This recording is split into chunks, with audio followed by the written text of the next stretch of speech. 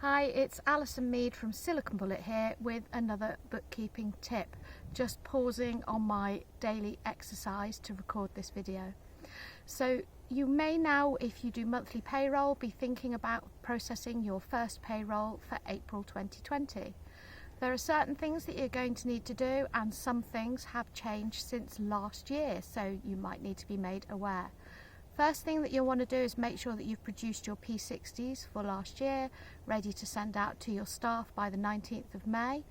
And then you will need to look at any tax code changes. The standard tax code isn't changing this year, but you should have received a notification from the HMRC if any of your staff are changing tax code. The other thing that you will need to do is remove the week one, month one flag from any employees that are passing over from last year to this year and had that flag ticked. The big change this year is in the employment allowance.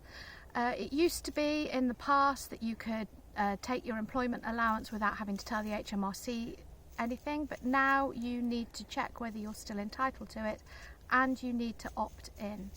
You do this by looking at your settings in either Sage 50 or in 0, and you tick a box that says that you're entitled to employment allowance. I would double check whether your company is entitled, but basically the Class 1A National Insurance bill for last year needs to be less than 100k, and you need to have not already received de minimis state aid above a certain level. So do double check to see if it's relevant for you.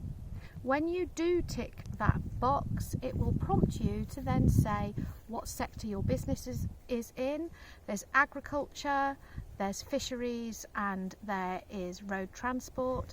And most of the businesses that I deal with are all in the other or engineering sector and other industrial sector. So tick that box. If you definitely don't fit into one of the three options they give you, then you will be in the other box. This then triggers sending an employment payment summary that goes off to the HMRC, which is basically you telling the HMRC that you are entitled to get the employment allowance. And if they receive that and they then think that you're not entitled, then you should receive a letter within 5 days telling you that you shouldn't be claiming it. That then allows you to get the employment allowance, which is basically up to your first £4,000 worth of employer's national insurance. You don't need to pay over to the HMRC.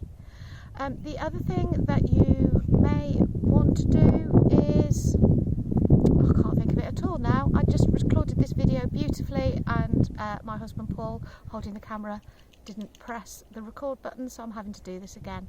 I think that might actually be everything. If you are struggling with your payroll at all, like I'm struggling with thinking what to say in this video, then do get in touch. Come to blog.siliconbullet.com or subscribe to Silicon Bullet on YouTube for bookkeeping tips. I provide hand-holding services, so I can actually dial into your computer remotely, guide you and help you to process your first payroll for the year and make sure that you don't miss anything. So that's Alison Mead from Silicon Bullet signing off. Stay safe and stay indoors. Thanks, bye.